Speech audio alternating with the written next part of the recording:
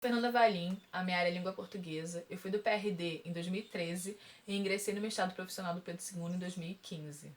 A minha pesquisa, ela pega por um viés da interculturalidade para provocar reflexões em jovens negras do 8º ano sobre as suas identidades de gênero e de raça. O objetivo é propiciar uma mudança desse olhar que elas têm sobre si. Para isso, a minha pesquisa se utilizou de um grupo focal, que incluía também os meninos. Daí também uma das dificuldades, porque esse grupo focal não era composto por alunos de turmas em que eu fosse professora regente. Eu comecei o mestrado sendo professora regente, mas no momento em que eu precisei aplicar o meu produto no ano seguinte, eu já estava em outro projeto da rede. Então eu retornei à minha escola, que era uma escola que eu já conhecia, eu estava nela desde a época do PRD, e voltei e apliquei um questionário para uma amostra de cerca de 90 alunos, que eram do 8º e do 9º ano. Nesse questionário, ele é um questionário de evocação livre de palavras. Então, era pedido que esses alunos eles elencassem ali 4 palavras que eles associassem a jovens mulheres negras. O que via à mente assim que esse assunto era dado.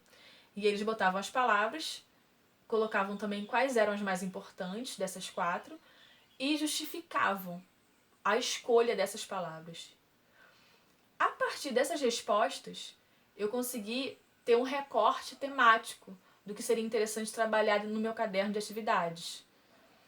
E aí, para saber exatamente assim, o que era necessário para aquela realidade. Eu tinha uma hipótese, mas aí as respostas buscavam comprovar se a hipótese estava certa ou me nortear por um outro caminho. E dentro desse contexto, eu consegui perceber as representações sociais que esses grupos faziam acerca dessas jovens e mulheres negras. E nessas representações, muitas vezes a gente também encontra alguns estereótipos e alguns preconceitos, que era o que já era esperado nas respostas.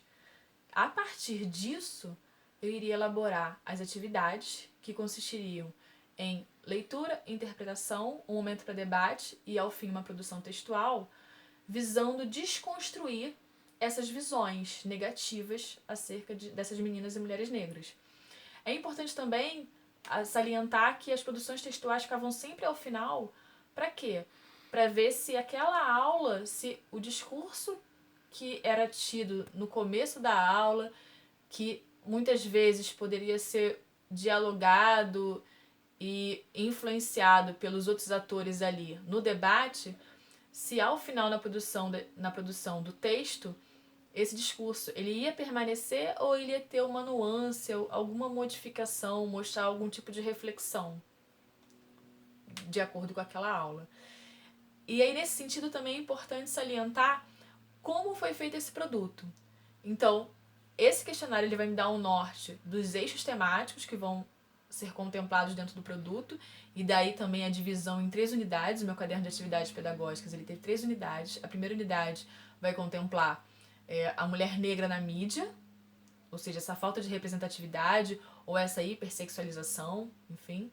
A segunda unidade são as canções, tanto as canções que marcavam esses estereótipos negativos, quanto as canções que vão surgir de resistência a tudo isso.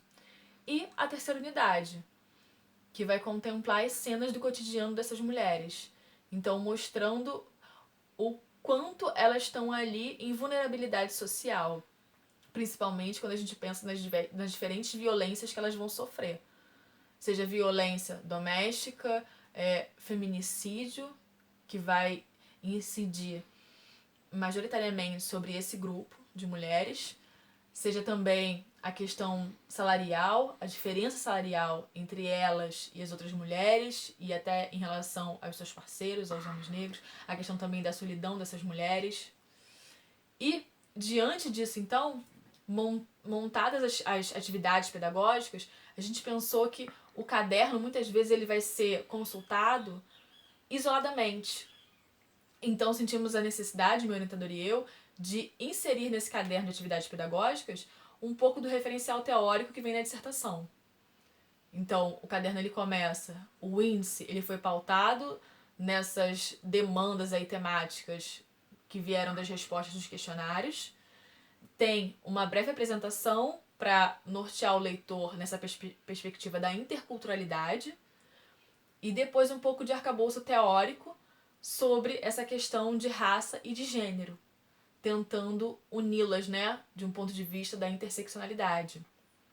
Para isso, a gente também tentou fugir um pouco daquela linguagem muito acadêmica e pesada, ou muito próxima de, não de jargões, mas de palavras específicas que estão recorrentes em movimento feminista ou nos movimentos antirracistas, porque às vezes é uma linguagem muito pesada para um público que está tendo um primeiro contato. E para isso, então, a gente buscou pegar dados, tabelas, né, que mostrem a realidade da nossa sociedade brasileira, evidenciando ali como essas mulheres elas são atendidas no SUS, a recorrência de violência a que elas são acometidas, enfim. Então, isso antes das atividades serem propostas. Desafio, eu comentei que foi a questão do grupo focal, mas a própria questão do grupo focal também foi uma vantagem, porque permitiu que os debates eles fossem muito mais ricos, porque eram cerca de 15 alunos, então todos conseguiam falar, serem escutados. Isso é muito importante na hora também que você vai aplicar o produto. Deixando claro que eu não apliquei o produto inteiro. As 9 atividades que eu proponho no caderno, eu não apliquei as 9, mas eu apliquei ao menos uma atividade de cada unidade temática, de cada eixo temático. Oportunidade, eu diria que eu vi uma não diria melhora, mas um crescimento do meu produto educacional e da minha perspectiva, da minha visão em relação ao assunto. No PRD, eu percebi o problema com as minhas turmas, né, quando eu era regente, de trabalhar essas questões raciais. E aí trabalhei de forma mais geral, tentando falar do racismo, mas por meio de diferentes gêneros textuais, de tirinha, de propaganda, porque eu também percebia que os alunos tinham uma baixa autoestima por conta disso, né, dessa percepção, dessa inferiorização que acontecia.